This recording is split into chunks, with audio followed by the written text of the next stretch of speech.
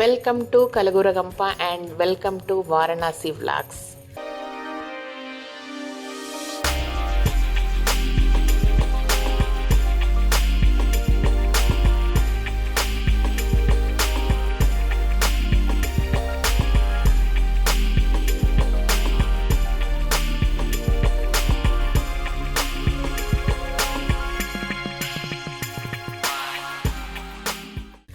ఈరోజు స్పెషాలిటీ ఏంటంటే కాశీలోని కాలభైరవ టెంపుల్.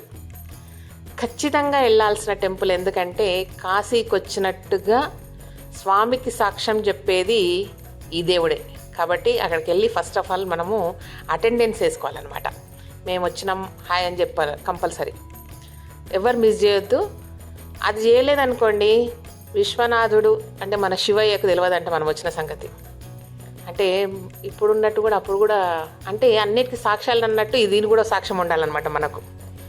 సో అయితే కాలభైరవ దర్శనానికి వెళ్ళినప్పుడు చాలామంది క్యాజువల్గా ఏ టైం అంటే ఆ టైం వెళ్తూ ఉంటాం మనము టైంని బట్టి. బట్ వీలున్నంత వరకు ఎవరికైనా సరే మార్నింగ్ 5-5:30 లోపు అక్కడ ఉంటే ఎవ్వరు ఉండరు, చాలా ప్రశాంతంగా ఉంటుంది, క్యూ లైన్ ఉండదు, బ్యూటిఫుల్ దర్శనం చేసుకోవచ్చు.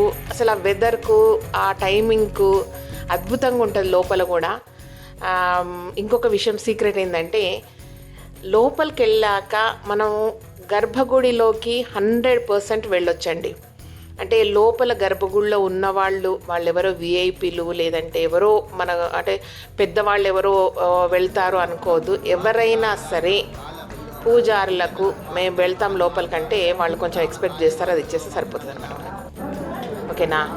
అంటే పైసామే పరమాత్మ హై నై, పైసా దియేతో పరమాత్మ మనం దగ్గరికి వెళ్ళొచ్చు హై. బాగానే మాట్లాడినా హిందీ, నాకు అదన్నీ తెలియదు కానీ ఏం లేదబ్బా. గర్భగుడిలోకి వెళ్ళి ఆ స్వామి పక్కన నిలబడి మనం పూజ చేసుకోవచ్చు. కాబట్టి పూజారులను అడిగి మేము గర్భగుడిలోకి వెళ్తామంటే వాళ్ళు ఓకే చేస్తారు. మిగతా ఫార్మాలిటీస్ అన్నీ ప్రపంచంలో ఎట్లుంటాయి అట్లుంటాయి, అంతకుమించి పెద్ద విమర్శించాల్సిన అవసరం లేదు కాబట్టి వెళ్ళండి. ఓకేనా? ఇదనమాట. లోపల దర్శనం అయిపోయింది, బయటకు వచ్చేసినాము. వాళ్ళు తులసి మాలలు వేసారు నాకు, మా ఆయనకు, చిన్నికి. కాసేపు అమ్మవారిలాగా అట్లా ఫోజులు ఇచ్చినా కానీ అంత సెట్ కాలేదని వదిలేసిన అనమాట. ఓకేనా? ఇది మార్నింగ్ 5 to 5:30 మధ్యలో కాశీలో కాలభైరవ దర్శనం అద్భుతంగా ఉంటుందని మరీ నొక్కి ఒక్కాడిస్తున్నా, ఎందుకంటే నేను వెళ్ళా కాబట్టి.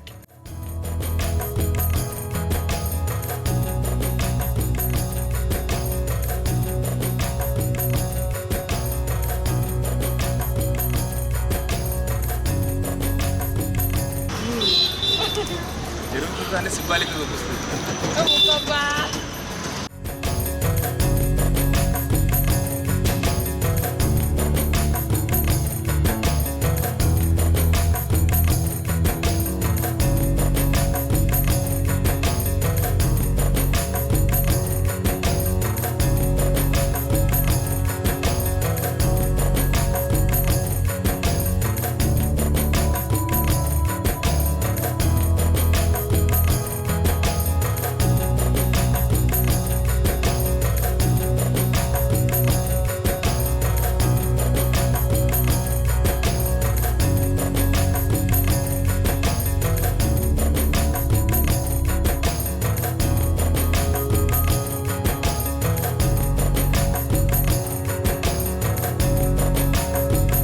ఆ తర్వాత మేము వెళ్ళింది కాశీలో ఒక జైన్ టెంపుల్ ఉంటుంది.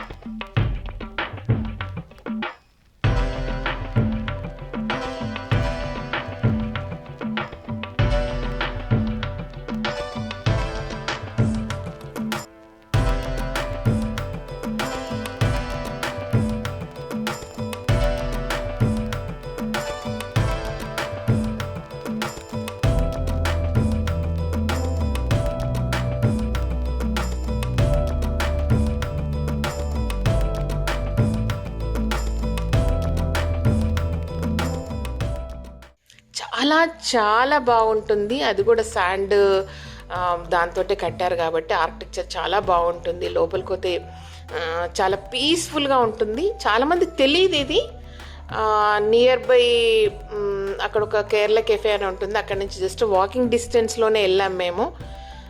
కాబట్టి వీలైతే అందరూ కూడా అక్కడికి వెళ్ళిన వాళ్ళు ఒకసారి జైన్ టెంపుల్కు కూడా వెళ్ళొచ్చు అనమాట.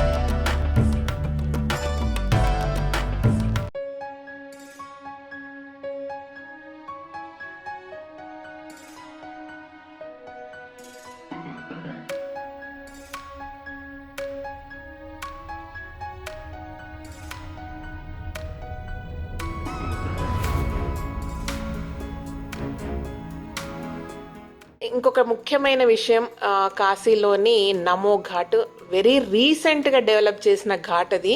సో వర్షం ఎక్కువ వచ్చినా, నీళ్లు వాటర్ లెవెల్ ఎక్కువ పెరిగినా కూడా ఆల్మోస్ట్ సగం ఘాట్ కంటే ఎక్కువ కూడా మునిగిపోతుంది ఇది.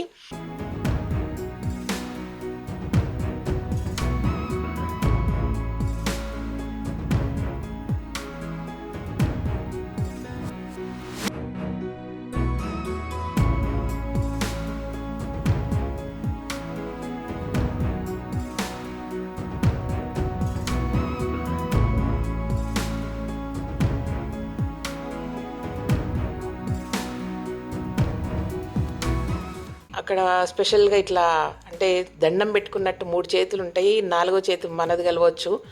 చాలా బ్యూటిఫుల్గా ఉంటుంది చూడడానికి. అదొక్కటి చూడడానికి వెళ్ళొచ్చు. అంతకు మంచి పెద్దగా నాకేం కనపడలేదు. బట్ ఈవినింగ్ వెళ్తే ప్రశాంతంగా ఒక బాగుంది. అంటే బెంచెస్ అవి సేమ్ మనము ఎటన్నా బీచ్కి వెళ్ళినప్పుడు, లేదంటే హైదరాబాద్లో అంటే హుస్సేన్ సాగర్ జర స్మెల్ వస్తుంటుంది, అయినా సరే పక్కన బెంచ్లు వేసుకొని కూర్చుంటే బెంచ్ల మీద కూర్చుంటే బాగానే ఉంటుంది చూడండి వ్యూ. ఆ టైప్లో అనమాట. ఈడ స్మెల్ ఏం రాదు, కాకపోతే గంగమ్మ బాగా కనబడుతుంటుంది. అలాంటి వాతావరణం నాకు కనపడ్డది. అంతకుమించి పెద్ద స్పెషాలిటీ ఏం కనపడలేదు. బట్ ప్రైవేట్ మెయింటెనెన్స్ అనుకుంటా మనకి. వేరే ఘాట్లలో ఎలాంటి అబ్జెక్షన్ లేదు. బట్ ఇక్కడ మాత్రం మామూలు మొబైల్స్తో తీసుకుంటే ఏమనలేదు, కానీ కొంచెం పెద్ద కెమెరా కనబడితే పరిగెత్తుకొని వచ్చారు. అది సంగతి. ఓకేనా. పెద్ద కెమెరాలు తీసుకుపోయినప్పుడు కనీసం ఆడ టికెట్ కౌంటర్ కూడా నాకు కనపడలేదు. అంటే ఒక రూల్స్ అండ్ రెగ్యులేషన్స్ ఉన్నప్పుడు దానికి తగ్గట్టు ఏదైనా ఉంటాయి కదా, దీనికి టికెట్ ఉంటుంది, లేదంటే కెమెరా లోపలికి వద్దు అనేది ఏదో స్టార్టింగ్లో మనం ఉంటే మనం ఏం చేయాలనో చేయొద్దు అనేది మనం డిసైడ్ చేసుకుంటాం. బట్ అదొక్కటి కనపడ్డది. అదర్వైజ్ ఈవినింగ్ వెళ్తే మీరు కొంచెం రిలాక్స్ అవ్వచ్చు. ఓకేనా. ఇదనమాట నమో ఘాట్.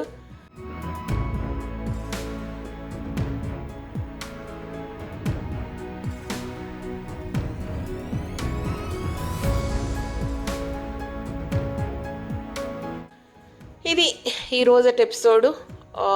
రేపటి ఎపిసోడ్తో మళ్ళీ కలుస్తా. It's a beautiful episode. Wait and see. Thank you so much. ఈ వీడియోకి నచ్చినట్టయితే సబ్స్క్రైబ్ చేయండి, లైక్ చేయండి, మీ ఫ్రెండ్స్కి ఫార్వర్డ్ చేయండి. Thank you.